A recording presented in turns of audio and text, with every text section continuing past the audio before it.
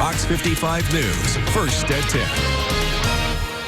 Tonight on Fox 55 News, a new state bill aimed at open carry policies for handguns in Indiana, how the bill would eliminate certain restrictions in place for gun ownership. Plus, Fort Wayne Community School District reacting to state bills that could change its funding, how the proposals could affect both students and teachers. And later, the Fort Wayne Museum of Arts celebrates its centennial year, how their new exhibit is recognizing 100 years of artwork.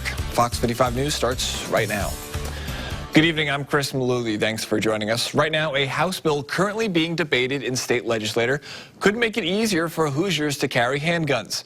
Fox 55's Drew Fry tells us what the bill could mean for gun owners.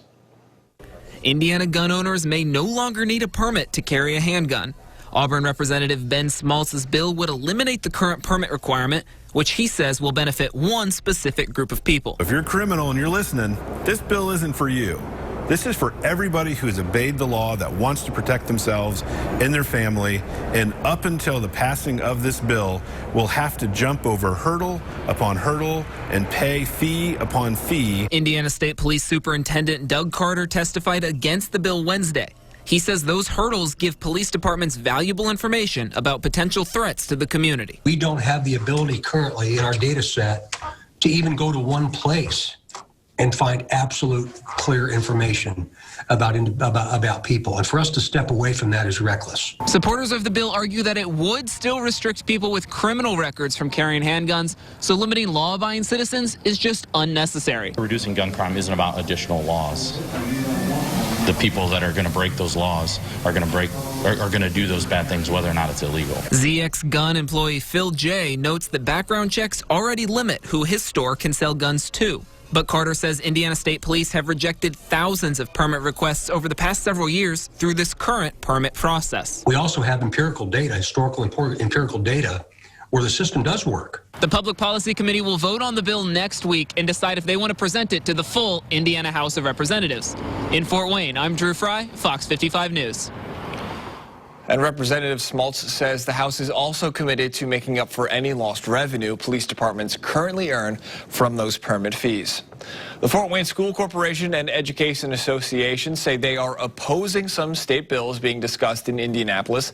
That includes House Bill 1005 and State Bills 412 and 413. These establish education savings accounts, which would increase funding for school choice scholarships. Krista Stockman with Fort Wayne Community Schools says not only does it take away from underprivileged children, but it hurts the teachers as well. Stockman thinks that passing these bills would do more harm than good. We have to account for every penny that we spend of our public money, and rightly so. The schools that receive funding through the vouchers do not have to account for that at all. Stockman says the bill will be detrimental to the kids, and she also says this bill will have teachers' salaries taking a hit if these bills are passed. Well, a cloudy day to end the work week, and more not great news is on the way. Meteorologist Alita Donnelly tracking some more snow moving into the area overnight.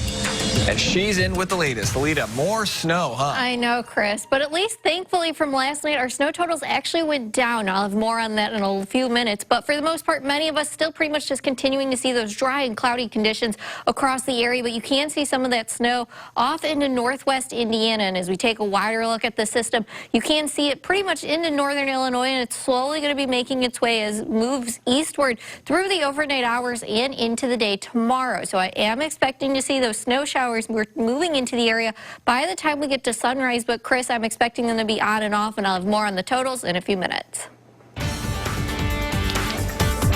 The Allen County Sheriff's Office needs your help finding a missing Fort Wayne man. 59-year-old Glenn Henry, right here on your screen, went missing on January 29th. Henry's family says this is uncommon for him to go days without contacting them, and they're concerned for his safety. Deputies say Henry left his home with very few items and believe he has a red 2001 Chevrolet S10. The Indiana license plate would be VSP 423. And if you have any information on Henry, you're asked to call the Allen County Sheriff's Office. Now a look at state COVID numbers. The State Department of Health in Indiana reporting 1,445 new positive cases. This brings the total to over 646,000 in the state. 86 new deaths brings the total number to 11,690. The 7-day positivity rate now below 6%. It's currently at 5.8.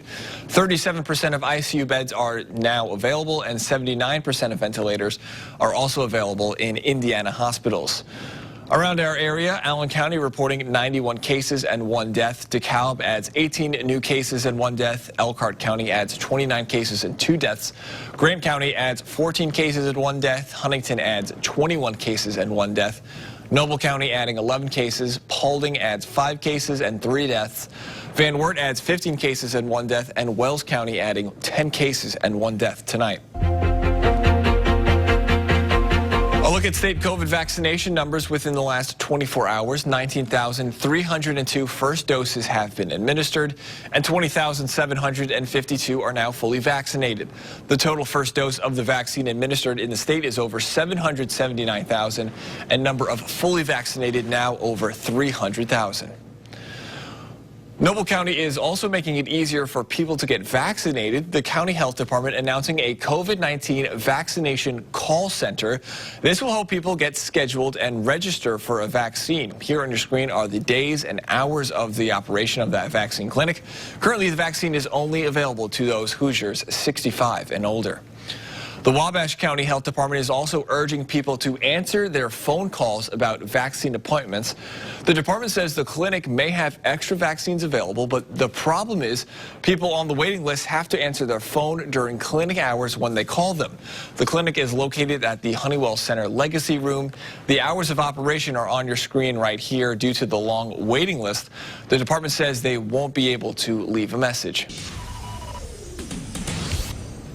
Governor Mike DeWine urging school districts to keep their commitments to return to in-person learning. That would be on March 1st. DeWine expressed his disappointment that some large urban school districts were going back on their word. Calling it unacceptable, DeWine says employees in those districts were among those prioritized for coronavirus vaccines in exchange for their commitment to reopen schools. Your commitment is not just to me. Your commitment is to your children in your school district, and your commitment is to those parents who have said, yes, I want to send my child back. I think that is in the best interest of the child. The 11th. The CDC releasing new guidelines also for reopening schools today. We'll have details on those recommendations coming up. The Fort Wayne Museum of Art is celebrating 100 years. It's a big milestone for an important part of this city. Fox 55's Nico Panisi walks you through a new exhibit that showcases the spirit of art in the city over the past century. A scrappy institution that had a lot of local love and always had an aspiration to be better, and that informs our everyday work. President and CEO Charles Shepard says they've come a long way since their humble beginnings in November of 1921. Unlike a lot of museums, we didn't have major benefactors like many other museums would have, such that we would start then with enough money and enough art to have a pretty full collection to begin with. We started with the, no money and very well-meant gifts. A century of making meaning, 100 years of collecting at the Fort Wayne Museum of Art showcases 1,000 pieces collected over the century. Vice President Amanda Shepard says the works were both purchased and donated by collectors who traveled across the state and even across the globe to acquire them. It's a unique mix of things from around the world and things from right here in Fort Wayne. Here's what to expect when you visit. People who like traditional art are going to feel right at home in this exhibition, and as we move further into the 20th century with modernism in art and culture, you'll see some more abstract items, some more funky things that have been made more recently. If you don't consider yourself an art lover, Shepard has a message for you. The people that would tell you they're not in the art world, that's my number one person. That's my number one customer. I want you to think, oh man, I'm sorry, but it doesn't mean anything to me. He says spend a minute or two in the exhibit and he'll change your mind. In Fort Wayne, I'm Nico Panisi, Fox 55 News. And for more information about the Fort Wayne Museum of Art and a Century of Making Meaning, you can visit our website at WFFT.com. The Allen County Public Library won't be offering curbside delivery services this weekend at any of their locations. This is due to the projected cold weather we're going to see. You can still visit the inside of the library to pick out books or pick up holds. The curbside delivery will be suspended until Monday. Vendor applications now open for the Young Leaders of Northeast Indiana Farmers Market. This summer market season begins May 1st and runs through September 25th. The farmers market is located downtown on Barr Street with plans to expand to Berry Street. Coming up, day 4 of former President Donald Trump's impeachment trial. We'll tell you his case his defense team presented to the Senate today. Plus, the CDC releasing new guidelines for reopening schools, what key strategies the agency is recommending. And stick around for the second half of the show. Justin and Peter are in the locker room at 10:30 with tonight's high school hoop highlights.